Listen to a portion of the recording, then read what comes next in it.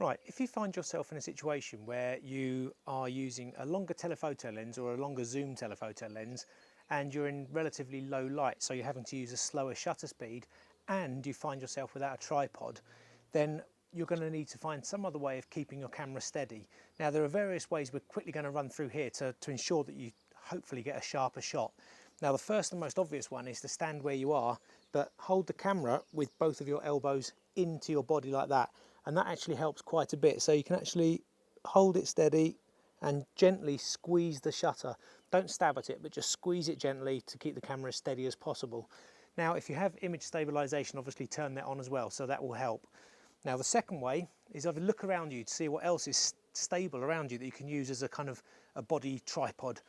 So something like this wall, I would either lean against this way and keep myself as tight at the wall as possible. Again, both elbows into into my body, and again hold the camera steady and squeeze the shutter slowly. Or you can go this way, do the same sort of thing. Now if you want to keep really steady, you can use the live view screen on the back and hold your elbows in like that and take the shot really slowly. Okay, so that's a couple of ways. Another way is to simply sit on the floor and use your knees as a kind of tripod. So you can just hold it steady there, lean back, and once you're steady, you can again use the live view screen on the back and gently squeeze the shutter, and that works really, really well because your legs are very, very steady.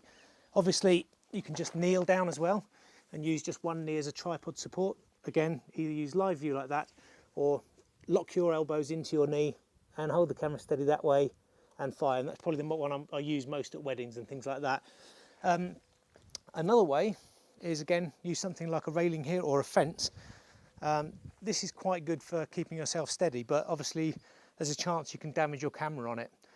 Now, if you've got a jacket with you, put your jacket over here, and that will protect the bottom of the camera, and it will also help stabilize the camera as well.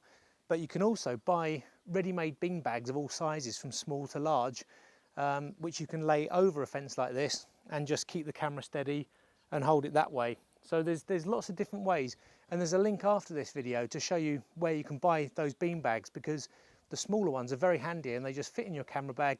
You can whip them out when you need them, and just you've got instant support where you haven't got a tripod. So just bear all those in mind and try practicing them.